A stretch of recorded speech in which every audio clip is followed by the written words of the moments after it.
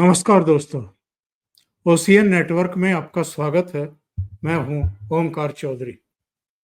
दो तीन मुद्दे हैं, आज उन पर बात करेंगे। एक तो जरा ये जानने की कोशिश करेंगे कि ये जगदीप धनखड़ साहब मौन क्यों हैं, कुछ बोल क्यों नहीं रहे हैं, क्योंकि तमाम तरह की चर्चाएं अब उनको लेकर के मीडिया में, सोशल मीडिया में और राजनीतिक गलियारों में चल रही हैं। ये भी कहा जा रहा है कि वो तो मोदी सरकार को गिराने पर आमादा थे। क्या कोई इतना नाराज हो सकता है कि जिस सरकार ने उन्हें राज्यपाल बनाया हो, उपराष्ट्रपति का बेहद सम्मानित और संवैधानिक पद दिया हो, उसी सरकार को गिराने पर आमादा हो जाएं? तमाम तरह की खबरें जो आ रही हैं वो चौंकाने वाली हैं। दूसरे, हम इस पर चर्चा करेंगे कि डिंपल यादव अखिलेश यादव के साथ मस्जिद में क्यों गई, और मस्जिद में गई तो एक डेकोरम होता है, वो डेकोरम उन्होंने पूरा क्यों नहीं किया। उनके बारे में कहा जा रहा है कि उनके सिर पर पल्लू भी नहीं था, कोई कपड़ा भी नहीं था, जबकि इकरा हसन अपना सिर ढक करके वहां पर पहुंची हुई थी। अब इसको लेकर के तमाम तरह की क्रिया प्रतिक्रिया हो रही हैं, फतवे तक जारी किए जा रहे हैं। इससे कैसे निपटेंगे? और दूसरे, ये चिराग पासवान को क्या हुआ है? चिराग पासवान जिस तरह के बयान दे रहे हैं नीतीश सरकार को लेकर के, बिहार की कानून और व्यवस्था को लेकर के जंगल राज की बातें कर रहे हैं, तो वो किसका भला कर रहे हैं और किसका खेल बिगाड़ने की कोशिश कर रहे हैं? इन्हीं सब मुद्दों पर चर्चा करेंगे। और मेरे साथ जुड़ रहे हैं वरिष्ठ पत्रकार वीरेंद्र नाथ भट्ट। तो उनसे जुड़ लेते हैं। वीरेंद्र जी, बहुत स्वागत है। नमस्कार। नमस्कार। तो साहब, आपकी समझ में क्या आ रहा है? धनखड़ साहब चुप क्यों हैं? बोलने को कुछ बचा नहीं है, या उन्होंने मुंह खोला तो ऐसी और बहुत सारी बातें बाहर निकलने की उनको आशंका है, जिनके बारे में जाहिर है सरकार के पास तो तमाम सूचनाएं आ ही जाती हैं, उसके पास खुफिया एजेंसियां भी हैं, और जिन जिन के सामने धनखड़ साहब ने मोदी सरकार के बारे में अच्छी बुरी बातें कह रखी हैं। एक नया तथ्य ये भी आया है कि उन्होंने चंद्रबाबू नायडू से भी कहा था कि समर्थन वापस क्यों नहीं ले लेते। तो ये तो बहुत विस्फोटक खबरें आ रही हैं। इसका मतलब वो मोदी सरकार को चलते करना चाहते थे। धनखड़ साहब के बारे में जो कुछ भी मैं जानता हूँ, वो जितना मैंने अब तक सुना देखा है और जो उनका राजनीतिक इतिहास है, तो धनखड़ साहब जो है इलेक्टोरल पॉलिटिक्स में पिछले 35 सालों से हैं। 89 में पहली बार एमपी बने थे, मिनिस्टर रहे थे केंद्र में वीपी सिंह की सरकार में। लेकिन धनखड़ साहब का जो वैल्यू सिस्टम है, वो जिससे गवर्न होते हैं, वो केवल ये है कि भैया बस इलेक्शन जीत लो, यहाँ पे ये जात जोड़ लो, वहां वहां ये जात जोड़ लो, और वहां वो ये जात जोड़ लो। कोई लॉन्ग टर्म उनके पास जो है कोई आइडियोलॉजिकल आधार कभी रहा नहीं है। और 7 साल से अधिक वो प्राइम मिनिस्टर मोदी के साथ रहे। और प्राइम मिनिस्टर मोदी का जो जो मूल राजनीतिक चरित्र है, जो जो मोदी जी की जो शक्ति है, वो है संयम। वो खाली इसको नहीं समझ पाए। आप अगर मोदी जी के गुजरात के मुख्यमंत्री बनने के बाद से लेके अब तक का इतिहास देखिए, तो हजारों मामले ऐसे हुए होंगे जब कांग्रेस ने, अपोजिशन ने नरेंद्र मोदी को किया, भड़काया, या या अगर क्रिकेट की भाषा में कहें तो शॉर्ट पिच बॉल फेंकी और कहा कि ये क्रीज के बाहर आएंगे, छक्का मारेंगे और इनका विकेट कीपर इनके स्टंप उड़ा देगा। तो ये सारी बातें लगातार हो रही हैं। आप केवल राहुल गांधी ने जो गालियां लगातार दी हैं, कभी रफाल के ऊपर चौकीदार चोर है, तो कभी जो है अभी हाल में कहा कि ये नरेंद्र सरेंडर है। लेकिन नरेंद्र मोदी का जो स्ट्रेटेजिक रिस्ट्रेंट है, इससे तो डोनाल्ड ट्रंप भी परेशान है। डोनाल्ड ट्रंप 34 बार कह चुका है कि मैंने सीज फायर कराया इंडिया और पाकिस्तान के बीच में। प्राइम मिनिस्टर मोदी ने आज तक इसका रिस्पॉन्स नहीं किया। और ट्रंप दिन भर बोलता है, कुछ ना कुछ बोलता रहता है। कभी बोलता है कि आप अगर रशिया से ऑयल इंपोर्ट करोगे तो हम आपके ऊपर 50 दिन बाद जो है 500% टैरिफ लगा देंगे। पीएम कुछ नहीं बोले, भारत सरकार में कोई कुछ नहीं बोला। और पीएम ने जा करके ब्रिटेन से फ्री ट्रेड एग्रीमेंट साइन कर लिया। अब अमेरिका में इसको जो है बहुत बड़े अपने लिए ये माना जा रहा है कि नरेंद्र मोदी की सरकार ने, प्राइम मिनिस्टर ने न केवल यूएस को स्नब किया है बल्कि ह्यूमिलिएट किया है, कि साहब आपको हमारी चिंता नहीं है और आपने छोटे से देश ब्रिटेन से आपने डील कर ली, लेकिन हम आपसे जो है 6 महीने से कह रहे हैं, आपने हमारी बात नहीं सुनी। तो ये केवल ये सरकार के संयम का नतीजा है। मालदीव में चाइना घुस आया और जो वहां के जो वर्तमान राष्ट्रपति मुजीजू, उनका जो इलेक्शन कैंपेन का नारा था इंडिया आउट, प्राइम मिनिस्टर कुछ चुपचाप दिल्ली से निकले, लक्षद्वीप गए 6 महीना पहले और समुद्र किनारे जाके एक कुर्सी डाल के बैठ गए। मालदीव में भूचाल आ गया और वहां की पर्यटन मंत्री ने अनाप शनाप बोलना शुरू कर दिया पीएम मोदी के खिलाफ। अंततः उसी शाम को उसको मंत्रिमंडल से निकाल दिया गया और पूरे सोशल मीडिया पे कैंपेन चल गई, बायकॉट मालदीव, और लोग उल्लख दी जाने लगे। अब 4 दिन में जो है मालदीव घुटनों पे आ गया, प्राइम मिनिस्टर ने एक शब्द नहीं बोला। तो ये सब दिखाता है कि प्राइम मिनिस्टर किसी भी विषय पर बहुत ज्यादा चिंतन मनन करते हैं, ठंडे दिमाग से फैसला करते हैं, और वो किसी दादा की तरीके से फैसला नहीं करते। He something very big, he something very great, and he is the boss. और जैसा शायर ने कहा है ना कि एक तू ही नहीं दिलरुबा महफिल में, और भी जानशी हैं दिल लगाने के लिए। तो प्राइम मिनिस्टर ये नहीं मानते कि वो एक ही केवल वही एक दिलरुबा हैं। बहुत से लोग हैं, इतना बड़ा देश है, 140 140 करोड़ से ऊपर की आबादी है, लोकसभा में 550 एमपी हैं, 250 एमपी राज्यसभा में हैं, इतनी सारी पार्टियां हैं। तो उनका सदैव से ये प्रयास रहा है कि सबको साथ लेके चलो, लेकिन प्राइम मिनिस्टर के प्रयास को तमाम लोगों ने धोखा दिया। और उसमें चाहे हरियाणा के वीरेंद्र सिंह हो, चाहे उसमें सतपाल मलिक हो, चाहे वो पहले चौधरी अजीत सिंह रहे हों, या इस समय आपके धनखड़ साहब रहे हों। तो राजनीति जो है वो केवल उठापटक, जोड़ तोड़, समर्थन देना, समर्थन वापस लेना और साजिश करना, इसका खेल नहीं है। और अगर आप 1989 से आप अगर 1979 से इतिहास लें, जनता पार्टी की सरकार अपने विरोधाभासों के चलते टूटी और कांग्रेस ने चौधरी चरण सिंह को बाहर से समर्थन लेकर के प्राइम मिनिस्टर बनाया, और वो एक दिन भी सभा का सामना नहीं कर पाए। अंततः उनको इस्तीफा देना पड़ा। वो 6 महीने केयरटेकर प्राइम मिनिस्टर रहे। यही खेल दोबारा कांग्रेस ने फिर दोहराया 1990 में, जब वीपी सिंह का इस्तीफा हुआ, विशाल प्रताप सिंह का इस्तीफा हुआ, तब उन्होंने चंद्रशेखर को पीएम बनाया। और हरियाणा पुलिस का एक कांस्टेबल राजीव गांधी के बंगले की निगरानी कर रहा था, खुफिया कोई उसके ऊपर वो उनकी जासूसी कर रहा था। ऐसे फर्जी आरोप लगाकर उन्होंने चंद्रशेखर की सरकार को गिरवा दिया। चंद्रशेखर जी भी 6 महीने केयरटेकर प्राइम मिनिस्टर रहे, इस्तीफा हो गया और सरकार चली गई।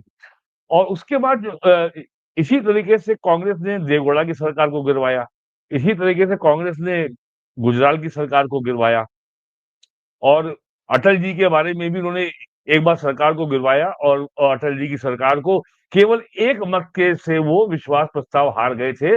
आपको याद होगा उड़ीसा के मुख्यमंत्री गिरिधर गोमांगो, जो उस समय उन्होंने पार्लियामेंट से इस्तीफा नहीं दिया था और उड़ीसा के मुख्यमंत्री थे, और उन्होंने सरकार के खिलाफ वोट दिया था। तो कांग्रेस का ये इतिहास रहा है। और एक बहुत बड़ी पत्रकार रही नीरजा चौधरी, उनकी एक किताब है how the prime minister decide. उन्होंने पिछले 50 साल की राजनीति का पूरा इतिहास लिखा है, और उसमें उन्होंने लिखा है कि कांग्रेस का जो इकोसिस्टम है वो कितना मजबूत है। और जो जो यूपी के गवर्नर रहे टीवी राजेश्वर, और वो उसके पहले डायरेक्टर थे इंटेलिजेंस ब्यूरो के, कैसे उन्होंने जनता पार्टी की सरकार को गिराने की साजिश की, कैसे क्या क्या उन्होंने किया। तो ये इतिहास रहा है कांग्रेस का और जनता दल का, जनता पार्टी का, और तमाम छोटी छोटी पार्टियों का। तो धनखड़ साहब इसी राजनीतिक इकोसिस्टम की उपज हैं। भारतीय जनता पार्टी जैसे संगठित एक हायरार्की के आधारित पे जो एक सिस्टम है, तो जहां जिला स्तर से लेके राष्ट्रीय स्तर तक अ, अ, जो पूरा नेतृत्व है, हर व्यक्ति की जिम्मेदारी तय है, और कोई भी व्यक्ति बादशाह नहीं है। और कोई भी निर्णय जो होता है वो बहुत व्यापक विचार विमर्श के बाद होता है, कंसल्टेशन के बाद होता है। हालांकि जो वामपंथी मीडिया है वो प्रचार यही करता है कि नरेंद्र मोदी जो है तानाशाह हैं, पार्टी में उन्हीं की चलती, ऐसा नहीं है। और अभी ये बात पिछले लोकसभा सेशन में आई थी, जब अखिलेश यादव ने लोकसभा में कहा कि साहब ये बीजेपी इतनी बड़ी पार्टी है, ये अपना राष्ट्रीय अध्यक्ष नहीं चुन पा रही है। तो अमित शाह ने कहा कि मैं गारंटी दे सकता हूँ अगले 25 साल आप ही अपनी पार्टी के अध्यक्ष रहोगे, लेकिन मुझे 12 लोगों से बात करनी है। तो फिर अखिलेश चुप हो गए, बोले नहीं। तो ये सिस्टम है बीजेपी का। और दूसरी बात ये है, भारतीय जनता पार्टी की सीट चाहे चाहे 2 हो, चाहे 302 हो, पार्टी के संगठन के काम करने की जो पद्धति है, हर दिन उन्हें क्या करना है, हर महीने उन्हें कितनी बैठक करनी है, हर महीने उन्हें अपने संगठन में क्या किया, उन्होंने कहा क्या उनकी गतिविधियां रही, इसका ब्यौरा उनको अपने अपने नेताओं को देना होता है, और नेता भी काम करता है। तो ये एक सिस्टम है। और जैसे कि एक बड़े नेता थे समाजवादी, वो कहते थे कि राष्ट्रीय पार्टी जो होती है वो राजघराने की बहू होती है, और वो चाहे 2 एमपी हो, चाहे 200 एमपी हो, वो राष्ट्रीय पार्टी ही रहेगी। तो ये बात बीजेपी के बारे में वो कह रहे थे। तो ये चीजें, इस संस्कृति से धनखड़ साहब का कभी कोई कोई वास्ता रहा नहीं। वो जनता पार्टी में रहे, जनता दल में रहे, फिर वो कांग्रेस में रहे। अभी वो तो आए हैं, मुश्किल से 10 साल भी नहीं हुआ उनको बीजेपी में आए हुए। तो बीजेपी की रीति नीति में, बीजेपी के संस्कारों में, बीजेपी की कार्यशैली में रचना बसना आसान काम नहीं है। बीजेपी की राजनीति में कोई भी पैराट्रूपर नहीं होता कि ऊपर आसमान से उतरा और सीधे टिकट पा गया और एमपी एमएलए हो गया, मिनिस्टर बन गया। अपवाद है, अपवाद रहेंगे, हमेशा रहेंगे, लेकिन ये इतना आसान बात नहीं है। लखनऊ में राजनाथ सिंह यहाँ से तीसरी बार एमपी हैं, उनका बेटा नोएडा से विधायक है, उनका छोटा बेटा लखनऊ में बीजेपी में सक्रिय है, लेकिन आज भी जो उसका परिचय है, बीजेपी के वरिष्ठ नेता राजनाथ सिंह आज तक जिला भाजपा में उसको कोई पद नहीं दिलवा पाए। ये सोच लीजिए आप। जो लोग कहते हैं ना कि जो है ये परिवारवाद बीजेपी में भी है, राजनाथ सिंह बीजेपी का जिला अध्यक्ष अपने बेटे को नहीं बनवा पाए लखनऊ में। वो यहाँ 15 साल, ये उनका तीसरा टर्म है लोकसभा का। तो इसका मतलब ये नहीं मैं बता रहा हूँ कि ये कोई राजनाथ सिंह की विफलता है। इसका मतलब मैं ये बता रहा हूँ कि संगठन का एक अनुशासन है, संगठन की एक मर्यादा है, संगठन की एक परंपरा है, जिसका पालन प्राइम मिनिस्टर से लेकर के जिला अध्यक्ष तक सबको करना पड़ता है। कोई उससे मुक्त नहीं है, कोई अपवाद नहीं है। और प्राइम मिनिस्टर मोदी का भी बहुत बड़ा परिवार है, उनके भी 6 भाई हैं, भाई बिल्कुल। हैं, भतीजे हैं, भांजे हैं। क्या कोई उनके परिवार का व्यक्ति दूर दूर से जो उनसे जुड़ा हुआ, क्या गुजरात की भाजपा में सक्रिय है? नहीं है। तो तो बीजेपी का संगठन का जो सिस्टम है, जो वैल्यू सिस्टम है, जो अनुशासन है, जो सिस्टम है, जिससे वो चलते हैं, अपवाद होंगे। ऐसे मुद्दे आप ढूंढ ला सकते हैं कि जिससे आप उनकी आलोचना कर सके, बिल्कुल करिए। और ये भी बहुत बड़ा भ्रम है कि बीजेपी की आलोचना करोगे तो आपको जेल में डाल दिया जाएगा। अरे भाई, प्राइम मिनिस्टर मोदी को 11 साल से सारे यूट्यूबर इतनी गाली दे रहे हैं, किसके खिलाफ क्या कार्रवाई हो गई? अंग्रेजी के अखबारों में क्या-क्या छपता है सरकार के बारे में, और झूठ छपता है। और ये अगर केवल बिहार का जो स्पेशल इंटेंसिव रिवीजन चल रहा है, उसको लेकर के अंग्रेजी अखबारों में कितना झूठा प्रोपेगेंडा चल रहा है, तमाम वेबसाइट्स पर और अंग्रेजी अखबारों में, क्या किया सरकार ने? सरकार ने उसका जवाब तक नहीं दिया। तो एक सिस्टम होता है। और भारत, और अब धीरे-धीरे देश के लोगों को ये समझ में आ रहा है कि अ, एक परिवार के व्यक्ति का करिश्मे से देश नहीं चल सकता। देश चलेगा ऐसे नेता से जो साल में 12 महीने, महीने में 30 दिन, 24 घंटे, 365 दिन काम करता हो, जैसे प्राइम मिनिस्टर मोदी हैं। ब्रिटेन गए, वहां से मालदीव गए, और मालदीव से सीधे सीधे पहुंच गए तूतीकोडी, वहां तमिलनाडु में। और इस समय जी हाँ। वहां पे एक मीटिंग को एड्रेस कर रहे हैं। और अभी वो रात में 11 बजे दिल्ली पहुंचेंगे। कहिए कोई कोई वहां पे 6 लोगों की टीम बैठी हो और प्राइम मिनिस्टर कहें कि अभी रात 2 बजे तक बैठक चलेगी। ऐसे चलता है देश। तो यहाँ पे व्यक्ति ने एक सिस्टम बनाया, और इस सिस्टम के तहत वो भी जवाबदेह है। ऐसा नहीं कि प्राइम मिनिस्टर मोदी ने कोई व्यवस्था बनाई, कोई सिस्टम डेवलप किया, और कोई सिस्टम बनाया है, तो उसके अधीन वो स्वयं भी हैं। वो केवल बॉस नहीं है, वो प्रेज़ाइड तो कर रहे हैं। तो ये सारी बातें धनखड़ साहब को समझ में आनी चाहिए थी। और दूसरा, पॉलिटिक्स जो है, it's a very fine game. ये बहुत बारीक चीज़ें होती हैं। शतरंज की चाल को जो जो आदमी समझता है, आप एक बात बोलते हैं, आप एक निर्णय लेते हैं, उसके भिन्न-भिन्न संदर्भों में भिन्न-भिन्न उसके अर्थ होते हैं। तो जिस तरीके से धनखड़ साहब ने शिवराज सिंह चौहान को पब्लिक मीटिंग में, एक समारोह में अपमानित किया, तो ये केवल ये सबको समझ में आ गया कि धनखड़ साहब जो हैं ये किसानों के लिए चिंता व्यक्त नहीं कर रहे हैं, कोई अपना पॉलिटिकल एजेंडा पुश कर रहे हैं। दिल्ली भड़ास में निकाल रहे हैं, भड़ास निकाल रहे कोई हैं। एजेंडा पुश कर रहे हैं, ये बात सामने आ गई थी। तो ये मामला ये अब ऐसा नहीं है कि केवल दिल्ली और लखनऊ के लोग पॉलिटिक्स समझते हैं, आम आदमी भी समझता है। इलेक्ट्रॉनिक मीडिया और सोशल मीडिया के चलते लोगों में जागरूकता बहुत बढ़ी है, और हर व्यक्ति अपने हित की बात पहचानता है, वो चाहे किसी भी जाति मज़हब का हो। तो ये सारी बातें हैं जो धनखड़ साहब जो है अपनी पृष्ठभूमि के चलते राजनीति में सही निर्णय लेने में कहीं चूक कर गए, जिसका दुष्परिणाम उनको भुगतना पड़ा अपने पद से इस्तीफा देकर के।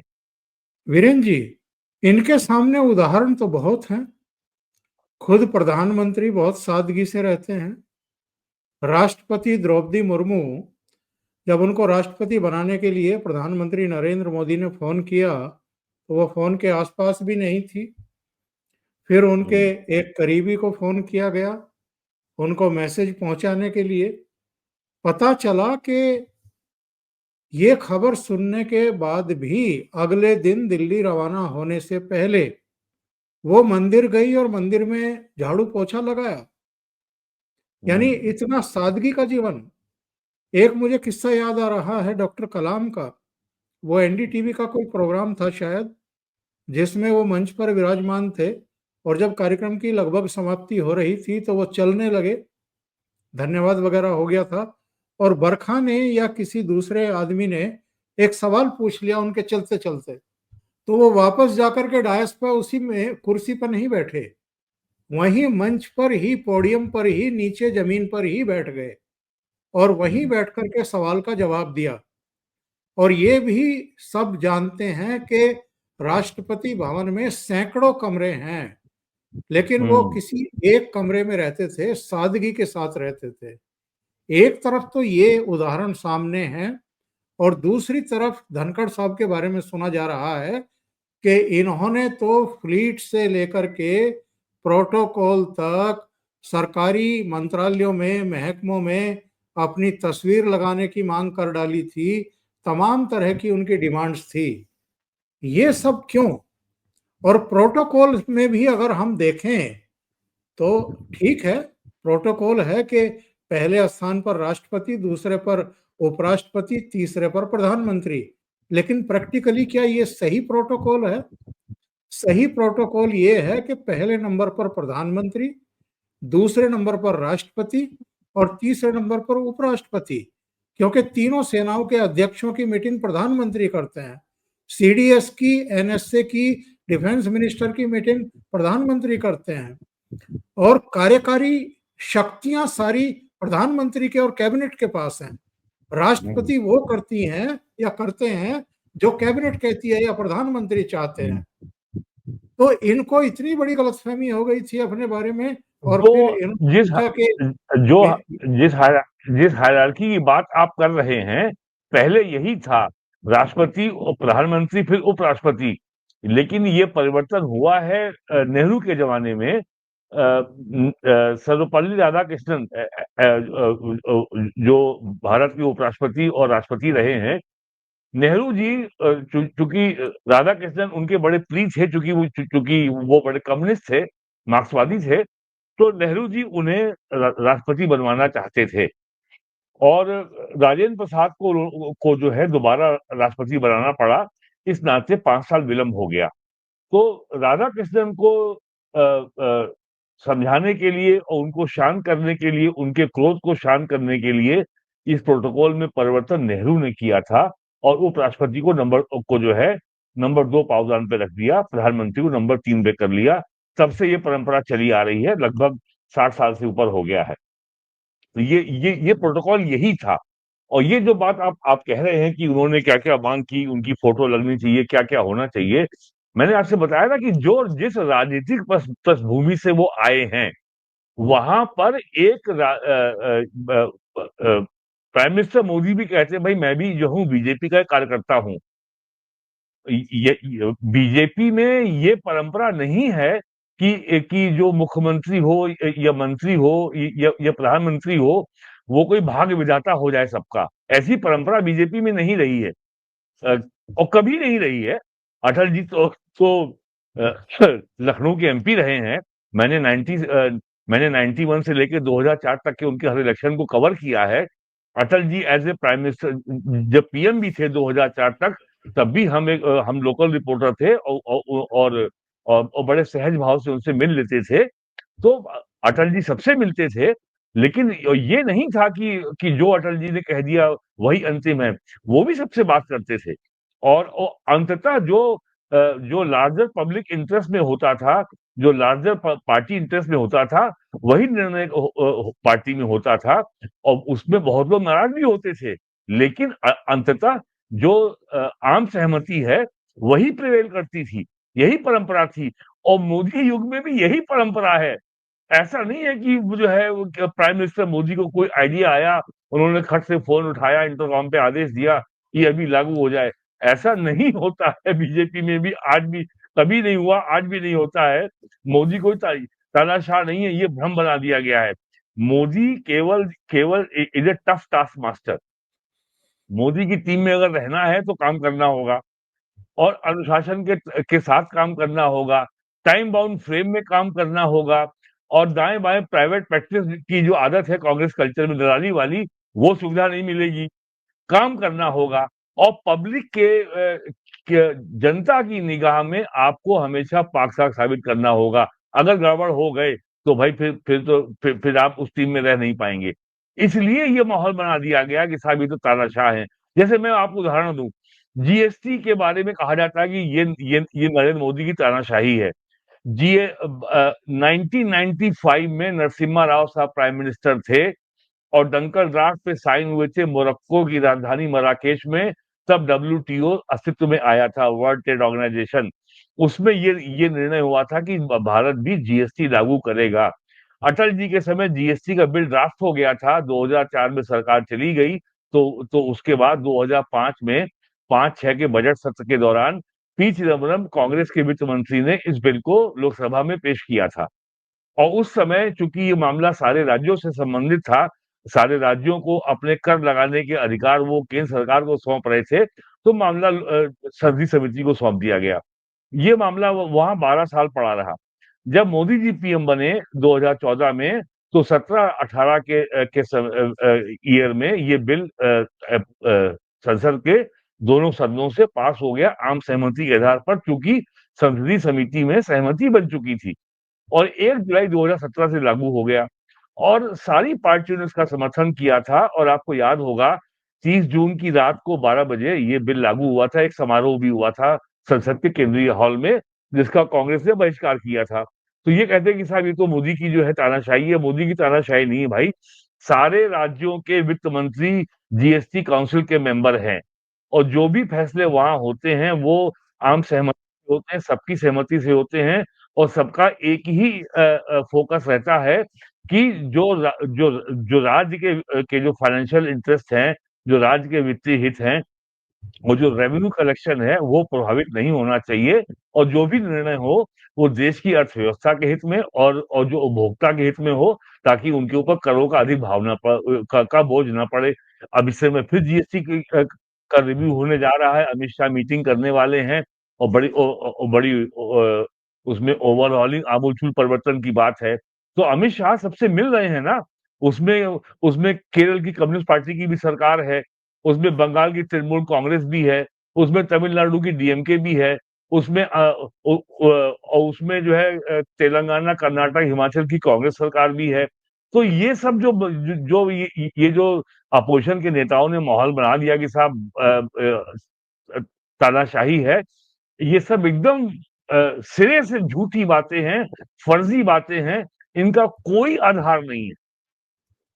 लेकिन जो जवाबदेही का जो मानक है वो मोदी जी के राज में थोड़ा कड़ा हो गया है, तो ये लोगों को रास नहीं आ रहा है। बीजेपी के लोग भी बहुत दुखी हैं, चाहे केंद्रीय मंत्रिमंडल में हो चाहे कुछ राज्यों के नेता हों, वहाँ भी शिकायत है कि साहब ये ये तो बहुत ज़्यादा सख्ती हो रही है। ये मामला है। तो धनखड़ साहब जो है, चूँकि इस संस्कृति से ज़्यादा परिचित नहीं थे, रचे-बसे नहीं थे, अनुभव नहीं था और व्यावहारिक जीवन में कैसे बीजेपी में काम किया जाता है, उनको शायद ये समझ नहीं रही होगी और उनको लगा कि मैं तो उपराष्ट्रपति हो गया हूँ, तो मैं कुछ भी कर सकता हूँ। तो यही उनका जो कैलकुलेशन है, उनके लिए भारी पड़ गया। वीरेन जी, बहुत-बहुत धन्यवाद आपका इतना समय निकालने के लिए और महत्वपूर्ण मुद्दों पर चर्चा करने के लिए। Thank you so much. धन्यवाद। नमस्कार।